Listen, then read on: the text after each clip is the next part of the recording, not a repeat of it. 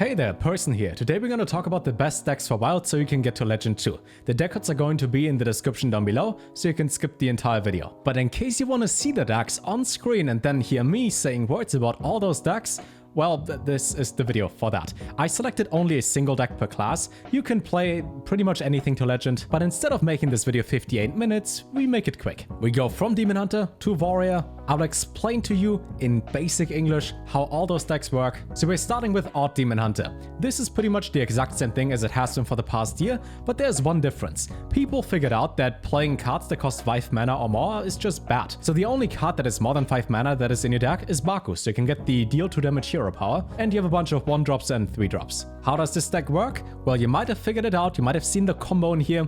You play the minions, and then you point face. I wish there would be more to it.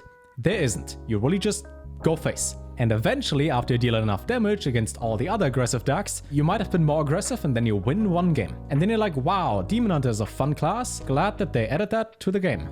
Overall, it's not too expensive. You don't have to craft multiple legendaries. It's really just hero power, go face, win game. And you can do that too, but maybe you want to do that in another class called Token Druid. So in Druid you have multiple decks you could play. I select the cheap one that wins in like 3 or 4 turns. Like there's no purpose besides having fun if you want to play for like 15 rounds instead of just 3. And to keep this cheap and to keep it good, we go with Token Druid instead of like Malygos OTK or something like that. This deck works kind of like the one before. Instead of using a hero power though, you play Gibbering, and then you use spells, and then your board is white, full of stuff, then you use Savage Draw, and then you win the game. If you run out of stuff, play Voracious Reader. If you didn't draw the card, then well, maybe you should draw it. You have Embiggen in here, you have Patches, and then you play Embiggen. Every single minion in your deck gets the +2/+2 buff, you summon Patches, and then you hit face. I don't want to give too much away for the rest of this video, but this might be how every deck in this video works, because we talk about like cheap and good decks. And almost all the decks at the moment are either combos, so they win a game, or hyper-aggressive. Well, this one was hyper-aggressive. So next deck, one for Hunter. For Hunter, I couldn't really find a list that was in top Legend because nobody plays Hunter. It's actually the worst class in Wild, but you can play really aggressive. You could play something like Odd Hunter or even Hunter. You can hero power for just 1 mana. Feels like Demon Hunter, right? You're guaranteed to hit the enemy's face, you have Face Stalker, hero power, get a bunch of secret, and if you look at the curve, 29 cards are 2 mana or 4 mana in here. Again, most games are over by like turn 5 now, so you shouldn't even play 6-drops because you would never be able to play them. But this way you can get a secret from your deck, and then maybe it is the one that replicates the Face Stalker. Then you have 2 of them, and then your opponent is sad. Super fun deck to play. Haha, giggles and lamau is what you will get when you pilot this deck to Legend. Or not. Next we have an aggressive combo deck, one for Mage. We have Flamewaker Mage. Yay, give it up for Flamewaker. Isn't it weird? The card is 6 years old. Blackrock Mountain got released in the beginning of 2015. That was 6 years ago. And the card is still good. 6 years later. So how does this one work? Well, you play Incanter's Flow, and then you reduce the cost of 20-something spells in your deck by 1 mana each. And you can play 2 of those. And then all you gotta do is you play Flamewaker, and you draw the entire deck and deal 2 damage for every single spell you cast. You've probably seen this before. It's fun to lose against this on like turn 5 or 6. You feel like you did everything wrong and you can learn from your mistakes. I'm still baffled that they did not nerf Incanter's Flow. I don't know what Team 5 is doing. They must have a reason for that. They're probably waiting another month or so until the mini set releases and then it shakes up the meta or whatever. Yeah. So you can play Flamewaker, and then you win the game. Good job. You can play Luna in here. You don't necessarily need to have Luna. It's just that it draws your cards. I would recommend crafting her. If you don't have her, then, you know, play the deck without and then see if it works.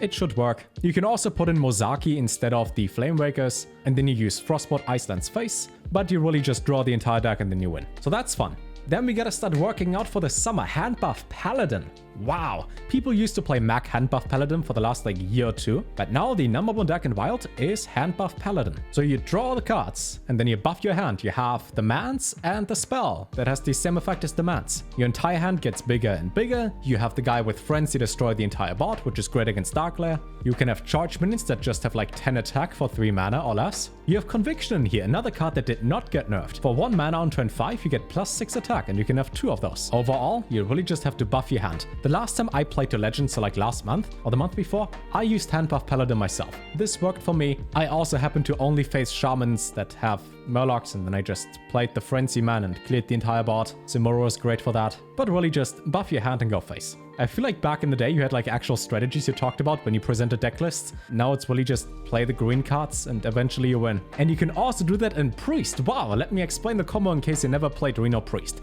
So the man in here called Raza, the Chained. He makes a hero power cost 0 mana. Not just your normal hero power, but any you get. Which means when you then play Death Knight and win, you can deal 2 damage for 0 mana. And whenever you play a card, your hero power refreshes. That and the shadow thing over here deals 6 damage in total every single time you hero power. So you just rush to get that, which is why you have Pokart and Helen in here, play the cards, and then you point face over and over and over and over. And then you have 24 damage for, I don't know, 4 mana or so. Now you might say, but Solem, I like Paladin, I like Priest, why don't you show me Odd Paladin? Why don't you show me Big Priest? Well, the reason is, I don't enjoy playing against that and I kind of influence the meta at least a little bit, so I show you the decks that I rather face. And I hate Big Priest. If you play it, you're a bad human being. I don't make the rules, it's just how it goes. So play Reno Priest instead of Big Priest. Talking about decks that make people want to quit the game. Kingsbane Rogue. At the moment, this is not like the best deck, it's like tier 2, tier... It doesn't really matter what tier it is, you play the stuff and you go face. And for Kingsbane at the moment, where you play Kingsbane, you buff the weapon and then you point face, this is more like tier 2, tier 3. Turns out that when you face any OTK deck that wins by like turn 5, or you play Token Druid against Kingsbane, then you win quite easily. So Rogue is not in the best spot, but hey, if you don't want to play Kingsbane, you can play Odd Rogue, which is the same thing but without Kingsbane. So just play Kingsbane. There's really nothing to this besides draw the weapon, buff the weapon, point face. And I believe in you that you can do that. I mean, we have Secret Passage in here. If you don't draw the correct cards, you have 1 mana, draw 4. That's fun and balanced. What is actually somewhat fun and somewhat balanced is Murloc Shaman, which is next. We have 2 buff spells in here. We have 3 mana +2/+2 and 0 mana +2/+2. This I feel like is the most fair deck out of all the ones I presented so far. You don't have an OTK to win, you just play the minions from your hand and you buff them and then you go face. So it's kind of like Token Druid without that much cheating. You don't have Gibberling in here, you don't have tons of spells that just buff your minion for 0 mana. You got the Murlocs. If you happen to get Underbelly Angler on the board, you get a random Murloc, which could be random, and then you randomly random. And if not, you have Toxfin and Fireman's a Flurgle. Wow. What a 2-card combination. Sounds like Battlegrounds, but is in the real game. You give the man Poisonous, and whenever you play a Murloc then, you deal 1 damage to everything. And due to the Poisonous effect, everything dies, which is a happy ending. If you happen to face any deck that just deals with your board in the first like 3 turns, you probably lose. But if they don't deal with your board, you win. And we focus on the wins, not the losses. After that, we get the #1 deck at the moment for Warlock, which is Dark-Lair Warlock. Yay, Dark-Lair. This card got nerfed. Didn't matter. And now you can still play it. You have Schmompy the Flesh Giant, you have Molten Giant, you have Tamsin in here. You can draw the entire deck, kind of like a discard Warlock by like turn 6 or 7. Every time you take damage, Dark-Lair gives you mana. And the more damage you take, the cheaper your giants are. And then eventually Zephyrus is going to be active. And when you play Tamsin and something like Power Overwhelming, you get the card back to your hand for 0 mana. So if you have double Power Overwhelming in Tamsin, for 5 mana you get +16/+16. That's fun and balanced. And then you can put that onto your giants and go face and be a happy lad for 1 more game. I'm still surprised you can just play this deck still for like the past year. Wasn't Dark-Lair released in like Scholomance Academy or so? Like, I feel like this has been a long time this is in tier 1. But whatever. I'm not the guy who balances wild. I'm just the person that gives you the deck list so you can win. Talking about winning, very last deck, one for Warrior. I could have shown you Odd Warrior instead of this Pirate Warrior list, but no. Every time I face an Odd Warrior, so like once a month, they just rope every turn and I would like to uninstall the game. So, for Pirates, play the Ship's Cannon, and you play Ship's Cannon #2, the 2/5 for 3 mana. Then you play the Pirates, and then you go face. This deck has been around for the past like 5 or 6 years, since patches got released. Ship's Cannon is great. You now have Rokara that buffs all your minions whenever you go face. It's an awesome deck. It's kind of like Murloc Shaman in that case that it feels fair to play. Like compared to all the other stuff in here, this feels alright. This doesn't even feel that broken. It just, yeah, it's aggressive. You can win by like turn 4 or 5 like all the other decks, but it doesn't feel like, oh, I play Flamewaker and now I win. So maybe you get the right pirates and you don't top deck patches, and then you can win too. Now at the end of this, I would say, play the deck that you like most.